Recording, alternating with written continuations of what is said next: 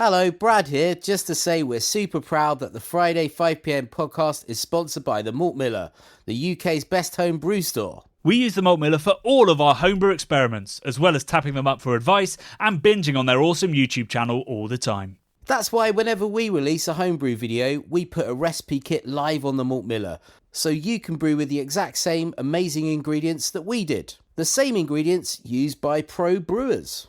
So alongside the Malt Miller's nitro-flushed hops, cold-stored yeast and milled-to-order malts, you can pick up recipe kits for our 5 Points Best Bitter, Russian River West Coast IPA, and now the fastest beer in the world, a hazy session IPA that goes from grain to glass in less than 48 hours. Sign up to their newsletter at tinyurl.com/Malt Miller to get 5% off your first order. With the Malt Miller's amazing customer service and Johnny's 48-hour recipe, you could order the ingredients on a Monday and be drinking the beer by the weekend. Speaking of which, it's Friday. It's 5pm. So enjoy this week's Friday 5pm podcast.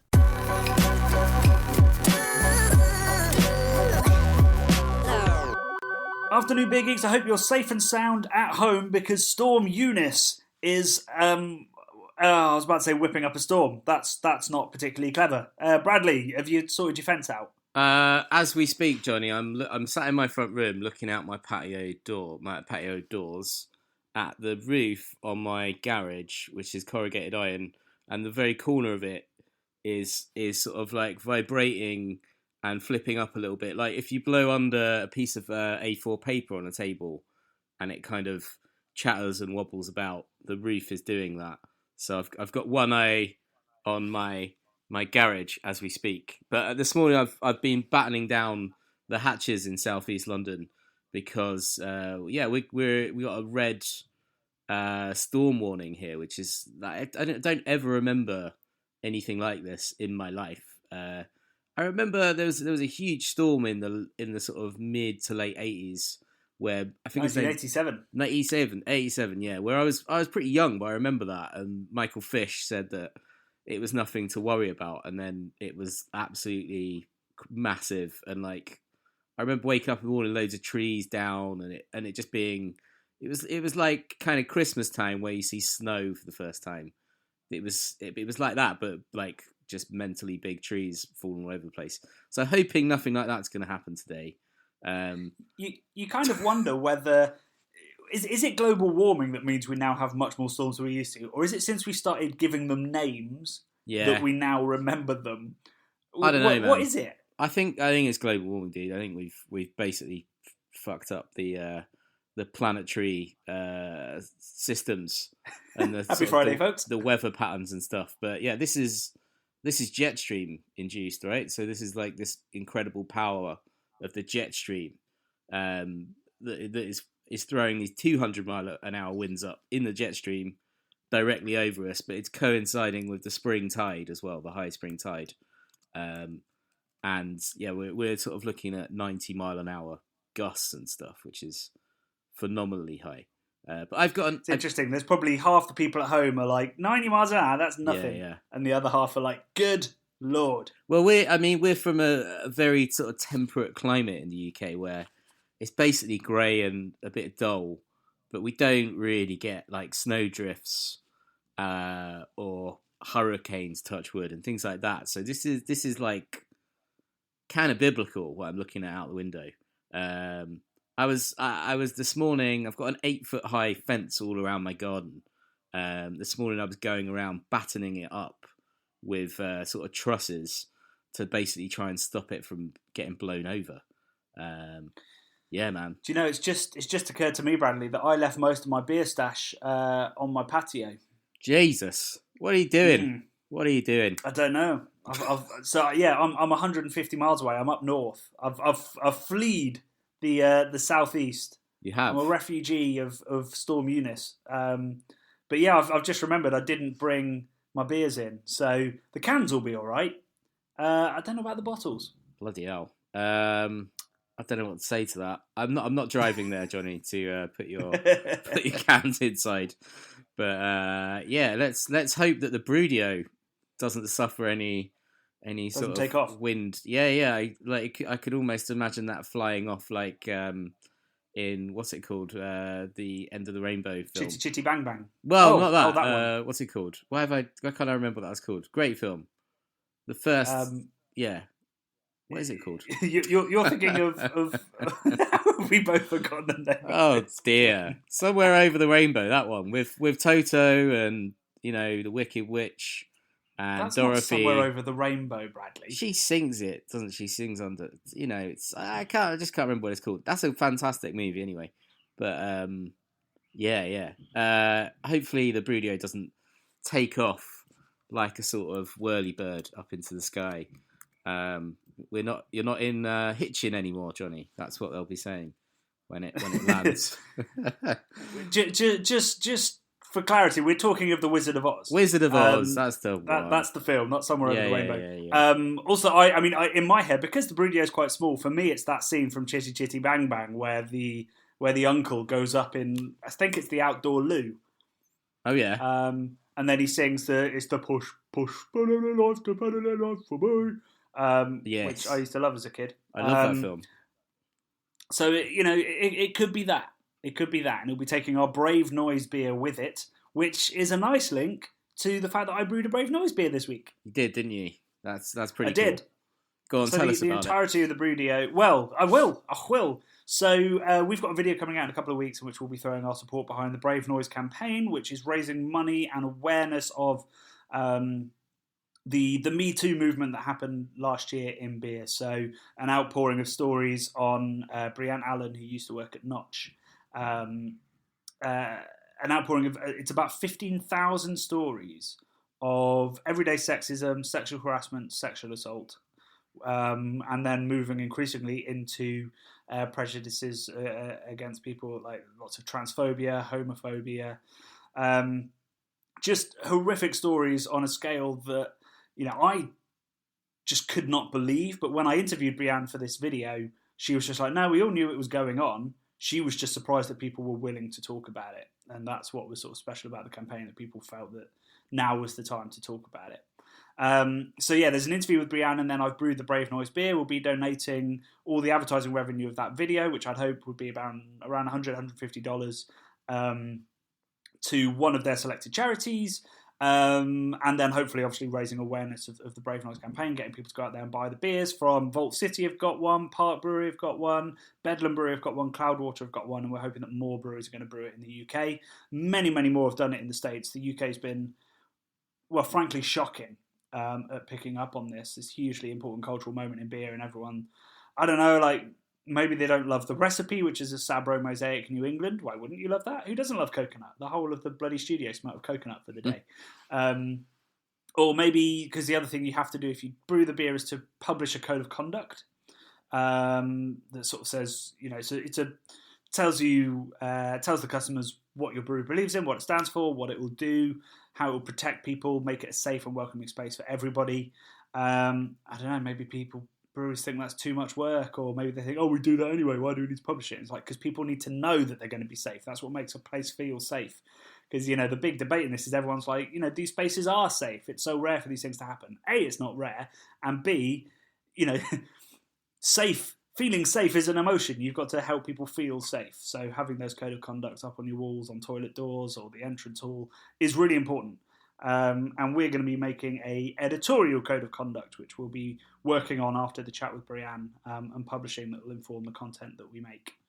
And then there'll be a little homebrew video element to it, as well, as I make a Mosaic Sabro New England Pale, which smelt delicious in the boil. Fantastic. I've got a confession, a little behind the scenes confession though. Oh yeah. Which is that when I added there's only one hop addition in this recipe. It's just Sabro Mosaic into the whirlpool at the end. That's it. And I added the hops, and then realised I'd forgotten to press record. Oh. So I then weighed out and added the hops again and filmed it. So ours is a double dry hop version of the Brave Noise recipe. Nice. So it's extra brave, extra brave, extra noisy. Wow, wow. Extra noisy. I like it. So yeah, I mean, it's a relatively kind of safe down the line recipe. So I'm hoping that doubling the Whirlpool edition won't be too too out there. Just more coconut. I know you love coconut bread. Well, as you know, Johnny, I'm not a fan of the Bounty Bar, but I do like Sabro. I think it's really interesting sort of flavour profiles it can bring to stuff. So I do like it. I do like it, but I'm not a massive coconut head. Not crazy about the coconuts, shall we say? But yeah, man, it's great. It's a great thing. We all need to get behind it, and I guess sort of maybe a lot of the breweries are kind of still formulating their ideas or their sort of code of conduct. So I'm just trying to give them a bit of benefit of the doubt. But yeah, it would be good, obviously, if more of them actually brew along with this process and put out statements. Hopefully, it's going to come in due course. And I guess it's been kind of rolling a bit more in America, right, for a little bit longer. So this sort of stuff takes a while to snowball out, but it's great to see, however many breweries it is already in the UK that are getting involved. So hopefully it will just keep continuing from there. Yeah, and you guys and girls out there should be emailing the breweries and going, hey, you should do a Brave Noise beer. It's an important cause to make sure that as many people as possible can feel safe and welcome in the craft beer space, or just it's not even a craft beer thing. It's just in pubs as well. Your crappy pub that serves Foster's is no more immune to sexual harassment and assault than a craft beer bar. So we need to make sure that everybody feels safe in these spaces and that everybody who runs those spaces takes it seriously. True. The next thing I want to talk about, Bradley, yes, is how every year we do our big in 2022 this year. Yes, big in. Yes. And we get some right, we get some wrong, we get some so-so. We have never been more right than we are right now. Come on. I want you to remember this, as the moment you were most right in your life. Wow. Because our prediction of normcore, of bitters and milds becoming trendy again, has happened with abandon. Nice.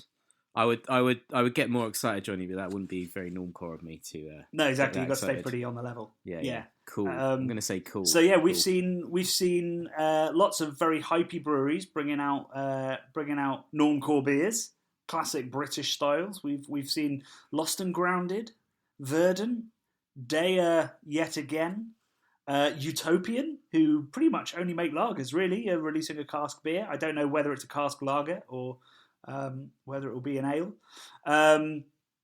It's just endless. Every time I go onto Twitter, there's somebody else doing it.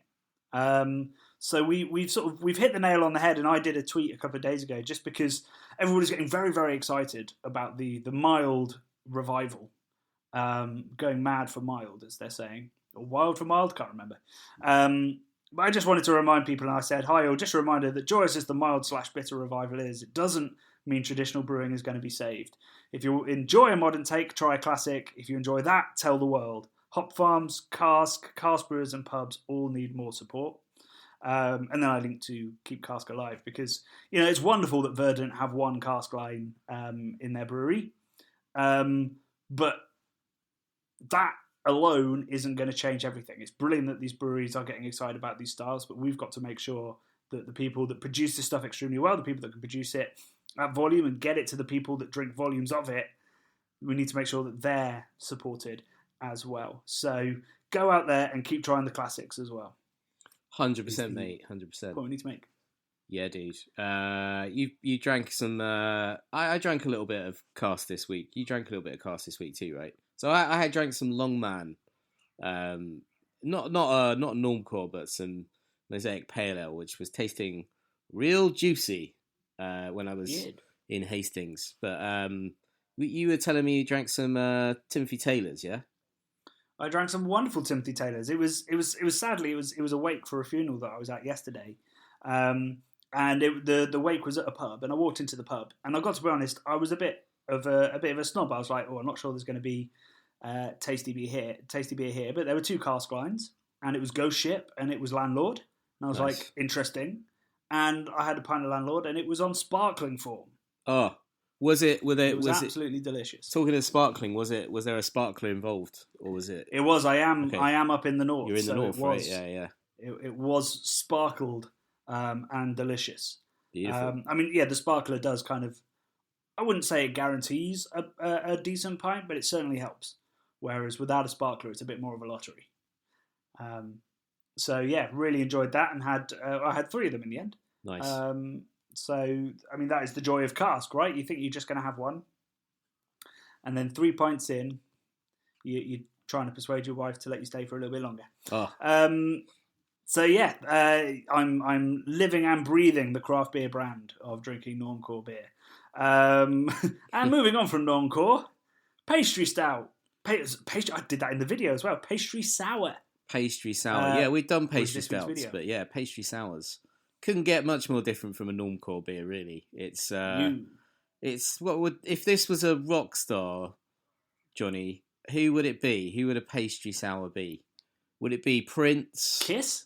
Would it be Kiss? Yeah, Kiss is quite Prince. good. Kiss is quite good because they're very over the top, flamboyant. Wear a lot of crazy get-ups and like obviously the whole sort of painted faces thing that they kind of look totally caricature, comic book level, superhero level wackiness.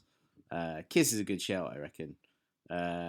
What would be well, anyway, I think Kiss are good. Bowie, maybe different eras of Bowie would be another sort of one. Not Berliner era Bowie. Maybe Berliner. Well, we did drink a Berliner. What was it? We did. Yeah, so that could be a bit more. That could be like an Eno sort of Berlin Bowie. So just I do have to say on this video. So we had a couple of comments about this, but people saying that these weren't really pastry sours. Yeah. And the middle one, the Gosa from Pahala, I would kind of agree. That was right on the cusp for me, and actually I thought it was going to be a bit more pastry than it was. But I do have to question people that that could listen to me reel off the unbelievable amount of ingredients in the first Wycheck one and then say that's not pastry. I mean, it had vanilla, lactose, and 3 different fruits in it. And people were still sort of going like, these aren't crazy. And I think we've lost sight of what crazy is if we're saying that something with salt, vanilla, lactose, and 3 different fruits in it isn't a bit wild. Isn't a bit out there. Yeah, I guess maybe it doesn't have sort of like fruit puree or like Captain Crunch cereal or some sort of crazy blue food colouring or whatever in it. So maybe, I don't know. Yeah, but I mean, I'd call those... Actually, there is my comment from this one was sort of along that theme, but Papa Bear said smoothie sours have basically taken over the pastry sour title in the USA. Things like Urban South, 450 North, 903, Tripping Animals, Prison Pals. I don't know any of these breweries except for, I know the first 2, are now making smoothie sours. So I guess some people see those really ultra thick, even the ones that are made, I think, with coconut oil in to really make it slick. That's sort of a new thing, which is the smoothie sour. At which point we really aren't drinking a beer in the way that anybody would really understand it. So maybe we need to go back and do like ultra pastry or smoothie sours or something to talk about these beers that, like literally, they look like dinosaur skin, like big giant oily bubbles on top and stuff that are utterly bizarre.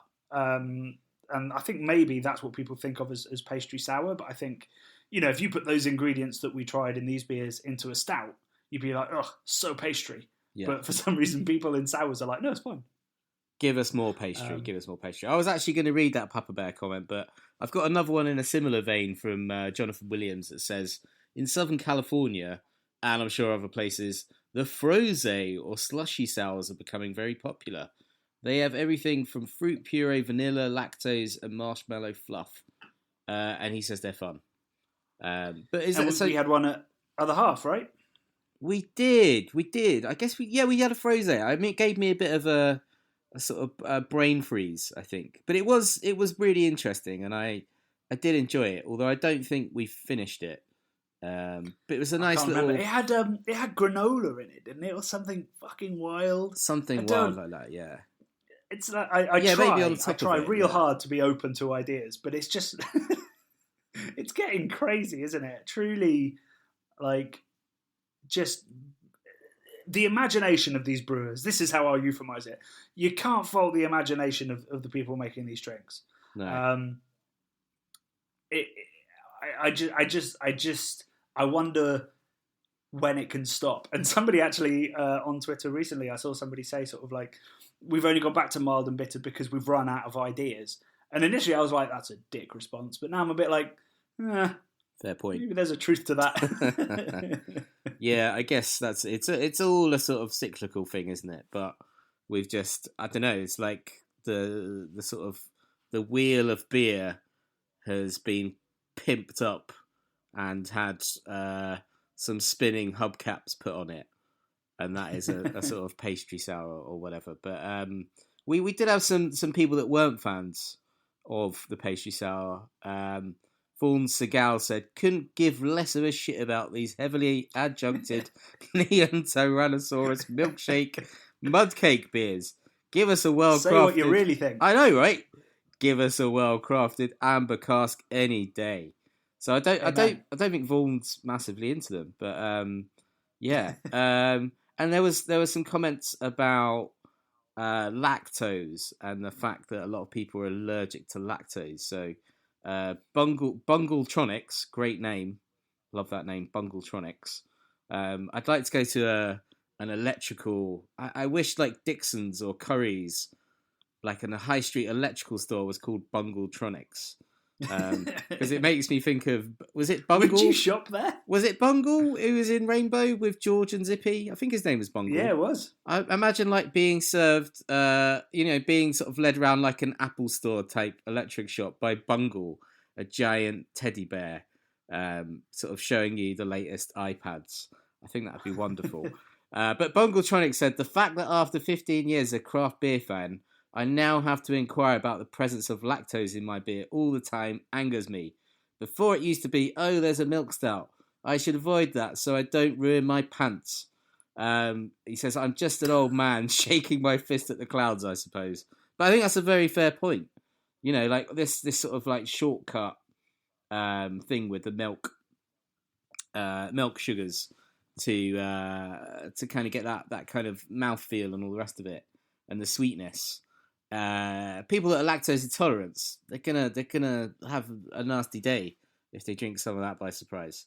So I'm with you there, Bungle. So label your cans and your tap badges well. Yeah. Or I mean, the thing is, people say like lactose is a shortcut, and to some extent, I guess it is, but it is very hard to replicate that really sweet kind of flavour. Particularly in a sour beer at that sort of percentage, like in a pastry stout, you can try and get the final gravity to be 1030, 1040, 1050. I think there was famously a Cloudwater beer that was finished at about 1060, which is the amount of sugar that you would start an IPA at before you ferment it. So there are ways of doing it, but I understand why lactose is being used. I just think that A, we need to label it very clearly, and B, we perhaps need to use less lactose if we're going to. Definitely, mate. I think a lot of the lactose beers I've had have been overdone. Yeah, for sure. It can kill with sweetness, and there is such a thing as too sweet coming from a guy that has a massive sweet tooth.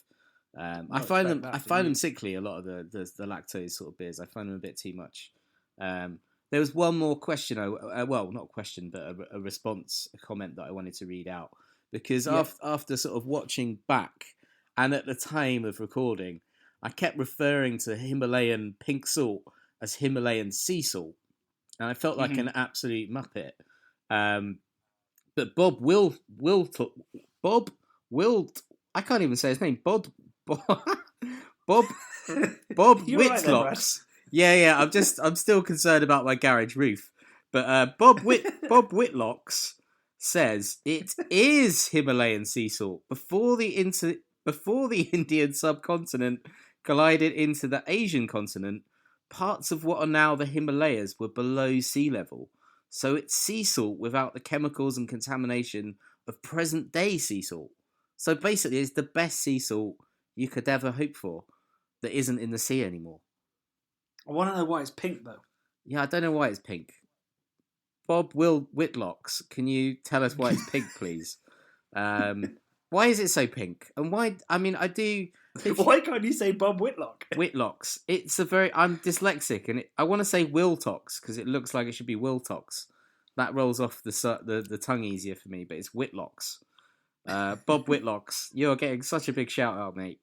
But great knowledge. I used to love a bit of geography in school, so it's real nice to learn a little bit about the the formation of the Himalayas, and the fact that I knew it was two continents that had like crunched together and crumpled and made this giant fuck off mountain range. So it's cool to think that, you know, that salt, and I think someone else said that the salt is actually it's mined in Pakistan rather than you know, we might. Yeah, I saw that one come in as well. Yeah, I need to look into that. Yeah. Yeah, so it's just lots of fascinating salt talk, and we won't even get into our amazing retreat place that we stayed at in Norway, where we had we were in a sauna sort of thing that was made of blocks of Himalayan sea salt, Johnny. I'm going to call it sea salt now. Yeah, call it sea salt. Call it what it is. Yeah, Himalayan pig sea salt. A little house built of it, and then it blown in our face in the sort of, kind of, I don't know, nebulized. Why are you telling the good people this again? They saw the video. I left it all in there. It's great. It should have been on the cutting room floor. Oh, come on. It somehow made the cut. Do you remember that guy told us that haunting story about the goats as well? They all burned in a barn. Yeah. His herd of goats. Dark stuff. It made me think of like Silence of the Lambs and stuff. Yeah, whole herd of goats he had inside in bad weather. If we didn't have the footage of us with Pear cooking when we did the goat stew, I would assume that we dreamt that. Right. I'm listening to a podcast at the moment called Uncanny. It's on BBC Sounds. It's like real ghost stories. Oh yeah. And they get experts in to discuss, what could the rational explanations be. But one of the ones that stumps them a lot, that they can't quite come up with rational explanations for, it's quite common where two people sleep in the same room for them to share dreams when being haunted. Whoa. So we could have shared a dream. Maybe we were just in a nice hotel in Oslo, but we both dreamt that we were in a murder barn, a murder goat barn. Wow. And we fled to a Himalayan pink sea salt sauna. Maybe. But yeah, we do have the video evidence of it, just not of the sauna, I don't think. Yeah, I can't find any footage of that. We ate fermented goat, didn't we, as well? It was like a year old or something. This goat that had been kind of hung and was it fermented? I thought it was just aged. Maybe it was aged. I thought it was fermented. I can't really remember. It was cool. It tasted really, really great. Quite gamey, but nice. Yeah, man, that was great. Talking of spooky, what was that you just called that program? It sounds great. Uncanny. So I've been listening to one of our Patreons. Has got a podcast called Filmbusters. So Filmbusters Ben, shout out to Ben. I've been listening to your podcast all week, and I listened to Ghostbusters Afterlife, your review of that movie, which I really actually enjoyed quite a lot, maybe more than I should have done. And I really enjoyed the podcast on that. But I also listened to one about Mulholland Drive and another one about Predator, which is one of my favourite movies. And it's just really nice to think that one of the guys that's supporting our channel is very, very talented and has got their own podcast. And I think everyone should go and give it a listen and give Uncanny a listen, because I'm certainly going to be doing that right now. Yeah. So, well, I'll put links to both podcasts in the podcast description. Great stuff. Super. Well, we did have a question this week, but we've spiraled out of control, so I'm going to save it for next week.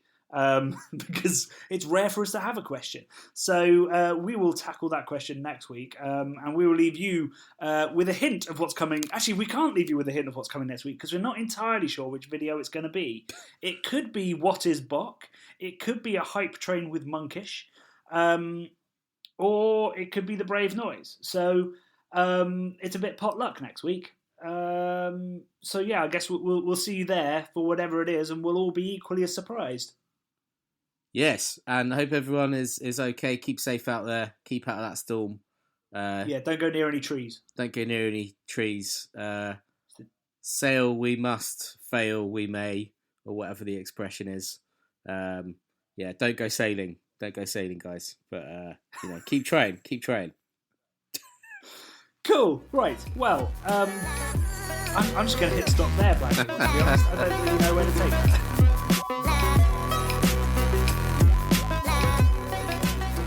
The Bubble and Friday 5pm podcasts are brought to you by the nerds behind YouTube's craft beer channel. You can watch over 400 mini documentaries at youtube.com/the craft beer channel, and if you love what we do, support us via Patreon and get access to merchandise and our amazing Discord forum, a positive and welcoming space for everyone who loves beer, food and homebrewing. Love and beer.